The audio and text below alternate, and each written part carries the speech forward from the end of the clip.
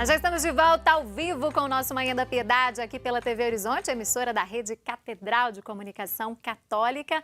E hoje, lembro a você que está nos assistindo aqui ao vivo, tem outra opção, que é o aplicativo que nós já falamos no programa, na Rede Catedral. Você pode baixar aí no seu tablet ou no seu smartphone. Outra opção também é o Facebook da TV Horizonte, que é facebook.com.br/TV Horizonte Oficial, e o próprio site, tvhorizonte.com.br.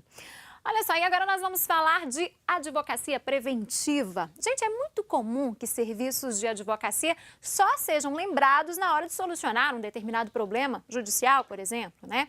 No entanto, as ações de advogados podem ser iniciadas muito antes disso acontecer, né? Auxiliando aí as empresas na tomada de decisões e implantações, né, de medidas preventivas. E o objetivo deste serviço, gente, é colocar o empresário, né, o empreendedor, em uma postura proativa na abordagem de questões jurídicas, né, sem que espere, então, a concretização de problemas para trabalhar as soluções. Bom, e sobre este assunto, eu vou conversar agora aqui no Manhã da Piedade com o advogado especialista em advocacia empresarial, o Rafael Camargo. Bom dia, Rafael. Bem-vindo ao nosso programa. Bom dia, obrigado pelo convite. Rafael, quando a gente fala em advocacia preventiva, nós estamos falando de quê exatamente? A advocacia preventiva nada mais é do que o empresário preocupar, ou as pessoas preocuparem com uma advocacia que possa prevenir conflitos ou prevenir situações que possam gerar custos, possam gerar desgastes e assim estar mais preparado para os seus negócios. Agora, o ideal é que a empresa, por exemplo, ela possua essa assessoria desde ali o momento da sua implantação? Sim, principalmente porque quando a empresa vai começar, os primeiros contratos são o contrato social entre os sócios, se for com mais de uma pessoa. Sim.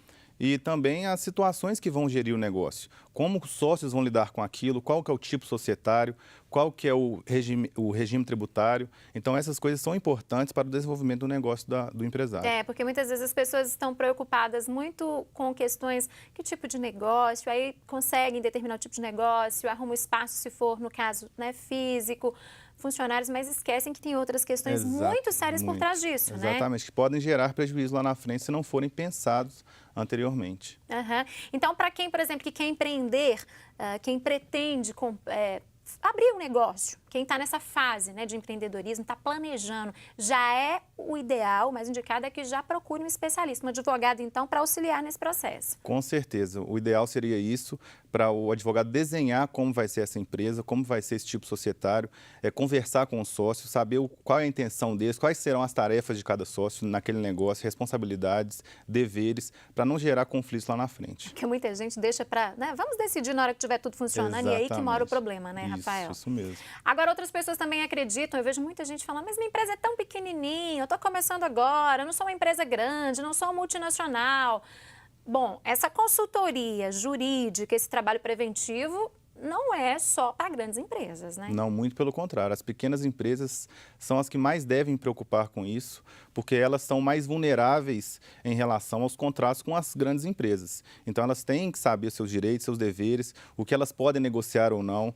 Ter um corpo jurídico facilita muito na hora de elas fazerem o negócio que eles estão propostos a fazer. Eu queria que você contasse para a gente quais são as principais medidas, de uma forma geral, que podem ser implantadas nas empresas para evitarem problemas futuros, problemas jurídicos futuros. Então, uma assessoria jurídica, a gente começa sempre fazendo um compliance sobre as legislações, sobre o negócio do empresário, que tipo de negócio ele presta, qual é o serviço que ele presta, o produto que ele vende. A gente faz uma análise sobre as leis sobre aquele negócio. Sim. Então, tem que sempre preocupar em relação às leis que estão vigentes no momento da aquisição ou do negócio que ele esteja fazendo. Por exemplo, ano passado foi promulgada a Lei de Proteção de Dados, que vai valer para todos os empresários, para todos os tipos de empresa. Então, é uma lei que todas as empresas devem se adequar até o ano que vem.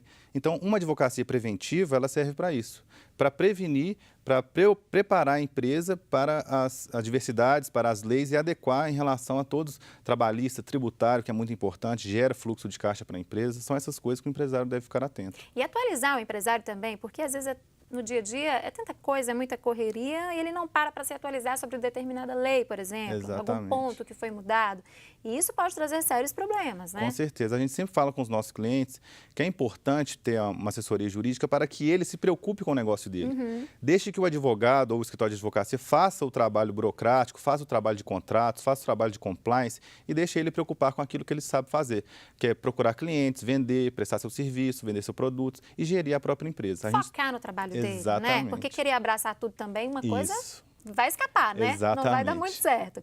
Agora, contratos. Eu queria conversar um pouco com você sobre os contratos, né? Na hora de, muitas vezes, a pessoa não tem experiência, está começando o negócio. Quais são os cuidados ali na elaboração de um contrato? Então, Ciro, o contrato é muito importante porque a gente deve conversar com as pessoas, com os contratantes.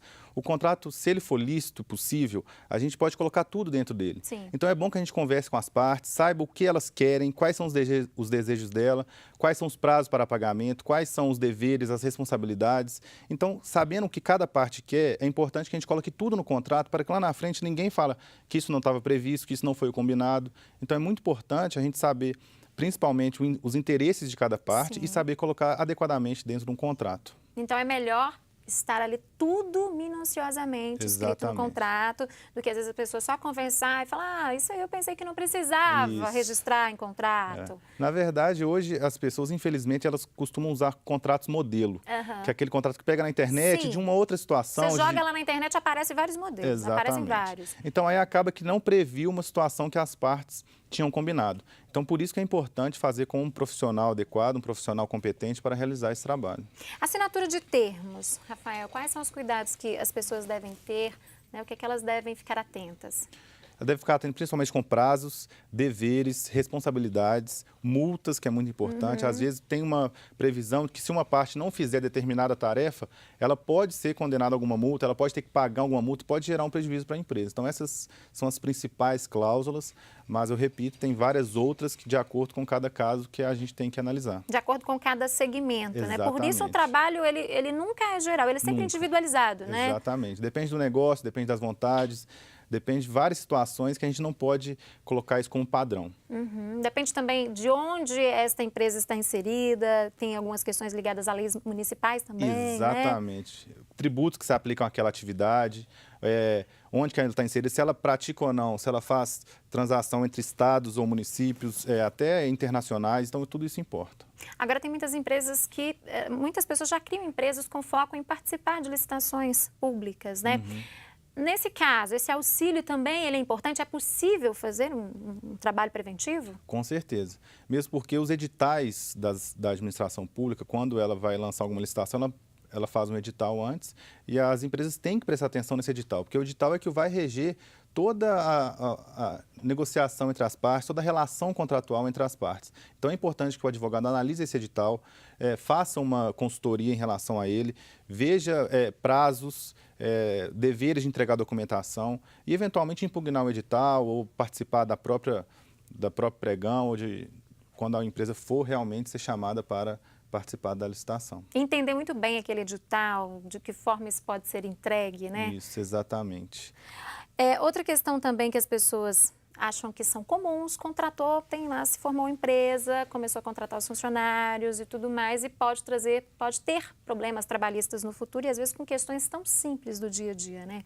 Nesse caso, como que os advogados podem atuar nesse trabalho preventivo em relação a ações trabalhistas? Então, isso é muito importante, é o passivo trabalhista que a gente chama, que é o que a empresa pode dever para algum funcionário.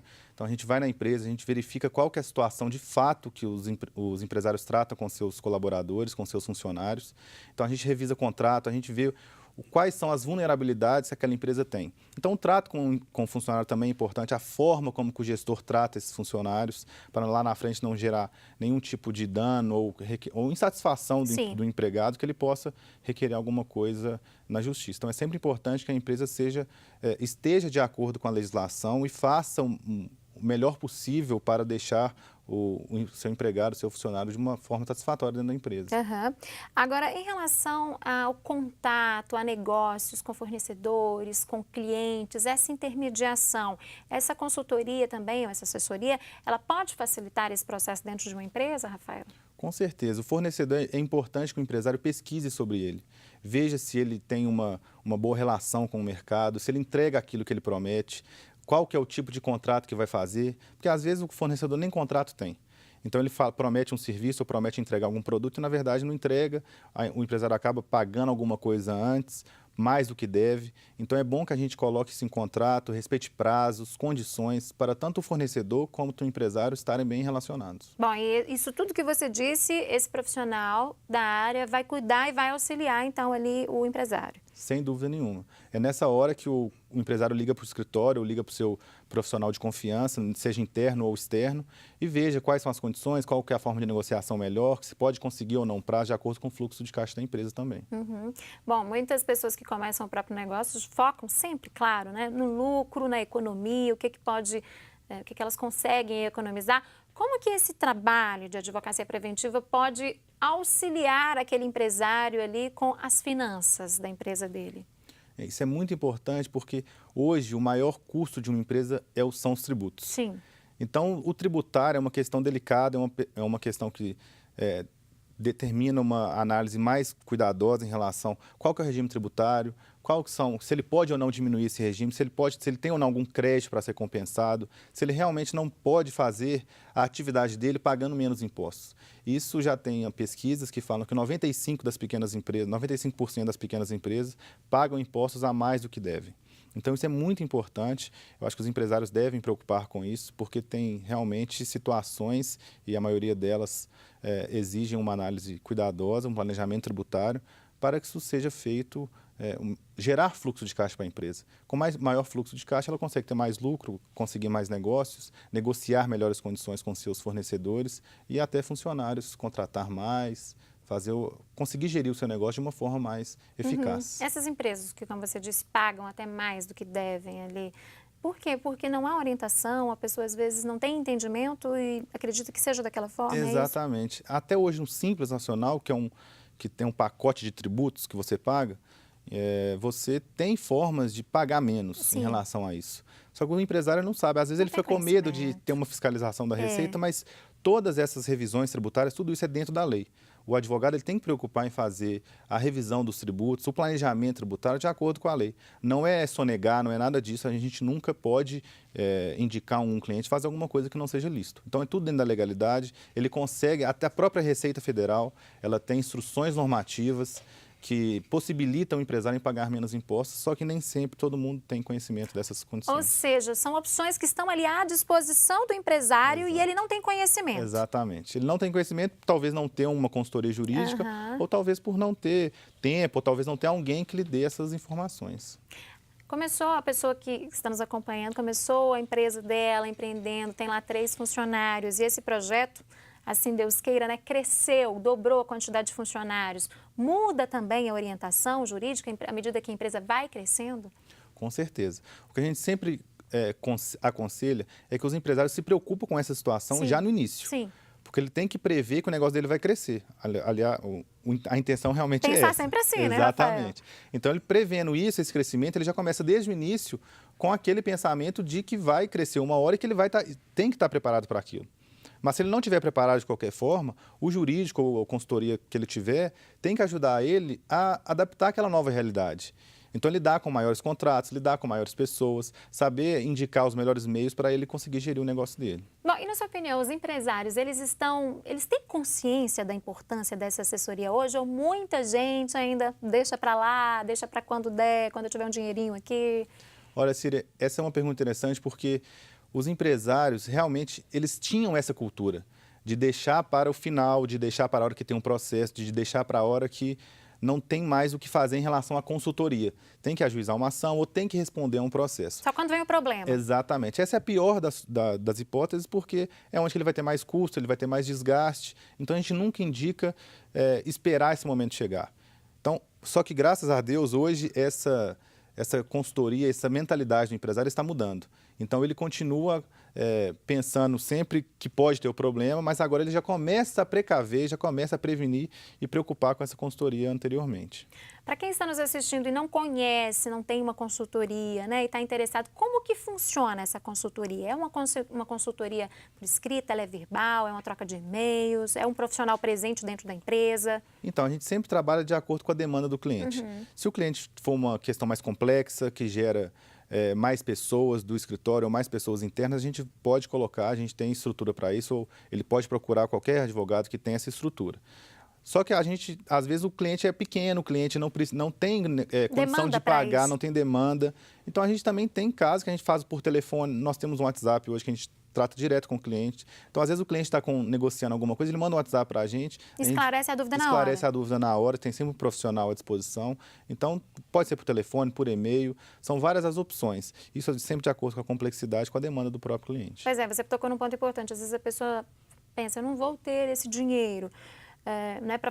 Para pagar uma consultoria, mas isso significa, na verdade, de certa forma, até uma certa economia, porque pode ser um problema sério no futuro, caso ele não tenha aquela informação ali, naquele momento, né? A gente sempre fala que, às vezes, uma consultoria jurídica pode custar menos do que um empregado. Então, vale a pena você ter esse investimento. A gente não chama nem de custo, é um investimento para o negócio do empresário crescer, para ele conseguir fazer aquilo que ele esteja querendo, esteja prometendo aos seus clientes, seus fornecedores e gerar mais fluxo de caixa para ele. Tá certo. Rafael, muito obrigada por ter vindo conversar conosco nesta manhã. Bom dia para você. Eu agradeço, Ciro. Obrigado. E você aí de casa, continue conosco, viu? Nós vamos para um rápido intervalo e voltamos daqui a pouquinho. Não saia daí.